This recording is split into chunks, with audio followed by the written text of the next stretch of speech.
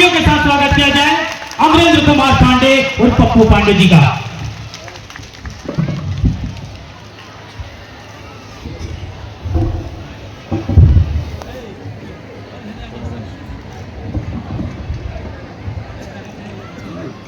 सभी को प्रणाम करता हूं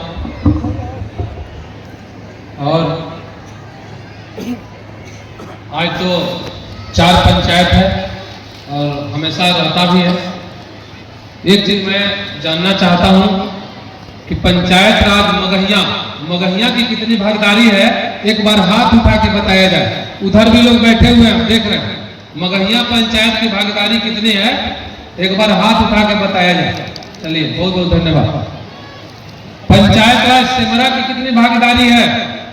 पंचायत राज सिमरा, चलिए उधर भी हम देख रहे हैं, चारों तरफ देख रहे हैं। बहुत बहुत धन्यवाद। पंचायत राज संगवाटी, चलिए बहुत बहुत धन्यवाद।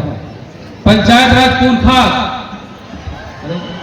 ज्यादा बहुत बहुत धन्यवाद। चलिए, आप लोग भोजन कर लिए हैं? एक बार हाथ उठा कर चारों तरफ बताइए, आगे से पीछे तक कोई बाकी नहीं रहा है। पीछे करो, उधर दक्षिण साइड में देख रहे हैं। चलिए, बहुत बहुत धन्यवाद। मुकेश पांडे जी लगे हैं, एकदम 24 घंटा आपके बीच में रहते हैं और इनसे हम बात किए तो बोले कि नहीं सब लोग भोजन कर लिया है। आज जो लोग छूटे भी होंगे तो भोजन का काउंटर चलते रहेगा। जब तक कार्यक्रम चलेगा तब तक भोजन का भी कार्यक्रम चलेगा, तो आप लोग भोजन करते रहिएगा, उसको नहीं रोकना है। भूख लग जाता है, 2 घंटे 3 घंटे के बाद भूख लगता है, हमें भी भूख लगता है बार बार। चलिए, तो आज इस सम्मान समारोह में आए हुए उपस्थित हमारे विधानसभा क्षेत्र पंचायत राज मगहिया, पंचायत राज संगवाटी, पंचायत राज पुरखा, पंचायत राज सिमरा, पंचायत से आए हुए सभी माताओं बहनों, बुजुर्गों और नौजवान साथियों तथा प्यारे बच्चों को मेरा सादर प्रणाम, प्रेम। इसके अलावे इन पंचायतों के सभी जनप्रतिनिधियों, इस कार्यक्रम में अपनी अहम भूमिका निभा रहे हमारे मित्र नौजवान साथियों तथा सभी गणमान्य लोग सहित उपस्थित मीडिया कर्मी एवं सुरक्षा कर्मी एवं संगीतकार का मैं हार्दिक अभिनंदन स्वागत करता हूं। आगामी वर्ष 2025 की हार्दिक बधाई एवं शुभकामना देता हूं। आने वाला साल सबके लिए उज्जवल हो, सबके भविष्य का मैं कामना करता हूं। जादूगर संजीत जी आए हुए, उन्होंने अपने जादू से सबको हंसाने खिलाने का काम किए और इनका कार्यक्रम रोज 1 आध घंटा चलते रहेगा। हमारे व्यास राजनंदिनी जी है, लहरी व्यास जी है, मनोज गिरी जी हैं, ये लोग आप लोगों को मनोरंजन करने का काम करते हैं जितना देर तक भोजन चलता है। आज इस प्रांगण में इतनी भारी संख्या में आपको देख करके काफी खुशी मिल रही है उपस्थिति से, और जिसको मैं शब्दों में बयान नहीं कर सकता। आज आपको अपने सामने देखकर काफी खुशी महसूस कर रहा हूं। मैं अपने जीवन में कभी भुला नहीं सकता हूं। वैसे तो हमेशा आपने मुझ पर भरोसा जताकर मेरा मान और सम्मान बढ़ाने का काम किया है। इस सेवज में मैं बस इतना मैं इतना ही कहूंगा कि आपका बेटा और भाई एवं साथी सेवक बन करके मैं और मुकेश पांडे आप लोगों के बीच में काम करने का काम करते रहेंगे। मैं उस समय बताया था 2005 में जब बहुजन समाज पार्टी से चुनाव लड़ा था, मैं उसी समय बताया था कि मैं आपका नेता नहीं, आपका बेटा और भाई बन करके काम करूंगा और आगे भी करता रहूंगा। मैं तो कहता हूं, किसी के यहाँ शादी पड़ता है, तजिया पड़ता है, चालीसा पड़ता है, निकाह पड़ता है, मंदिर की बात हो या मस्जिद की बात हो, आप बताने का काम करें, मैं उसमें सहयोग देने का काम करूंगा। चाहे किसी की तबीयत भी खराब हो जाती है, आप बताने का काम करिए, हम लोग सहयोग देने का काम करेंगे। हमारा मुकेश पांडे हमेशा अभी बताया, वो अपने मुंह से ही बताए कि उतना जल्दी, और मैं क्या बोल सकता हूँ, वो क्या बोल सकते हैं। सब लोग कहते हैं कि अगर किसी के यहाँ शादी विवाह हो, किसी के यहाँ सुख दुख हो, तो उतना जल्दी कोई जल्दी अपना रिश्तेदार ही नहीं पहुंचेगा, इमरजेंसी में एम्बुलेंस नहीं पहुंचेगा, जितना मुकेश पांडे जी आपके यहाँ बीच में जाने का काम करते हैं और आगे भी जाते रहेंगे। तो बस आपका यहाँ पप्पू पांडे जिएगा तो आपके लिए और मरेगा तो आपके लिए। इस संकल्प को पूरा करने के लिए जात पात या मजहब को कभी आड़े नहीं आने दूंगा।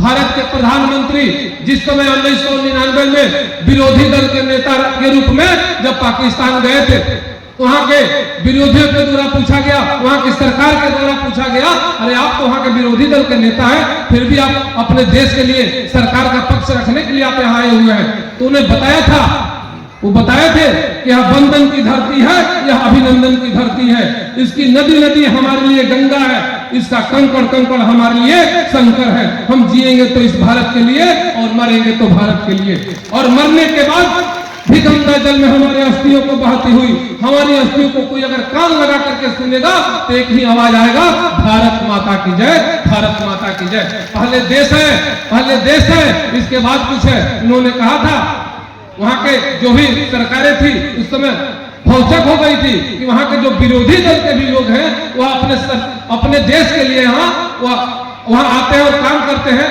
जैसे कि हमारे प्रधानमंत्री अटल बिहारी वाजपेयी जी गए थे उस समय। यह आयोजन मेरे लिए, आप सबों के लिए, आप सबों के प्रति असीम श्रद्धा और स्नेह का नतीजा है, जो आज इस प्रांगण में आपकी इस विशाल उपस्थिति और उत्साह को देखकर मैं काफी देखकर महसूस कर रहा हूं। कुछ लोग इस सम्मान समारोह की भी राजनीतिक समझते हैं, तो राजनीतिक समझते हैं, उनको दिखाई नहीं देता है, वो नफा नुकसान के नजरिए से देखते हैं, वो बिजनेस के तौर पे देखते हैं। और मैं बिजनेस के तौर पे नहीं काम करता हूं, मैं आपके बेटा और भाई बनकर के काम करता हूं और आगे भी करता रहूंगा। मैं बताया कि पप्पू पांडे, मुकेश पांडे अगर जिएगा तो आपके लिए और मरेगा तो आपके लिए। अरे भाई, ये सम्मान समारोह का आयोजन है। मैंने 2015 में इसको शुरू किया था।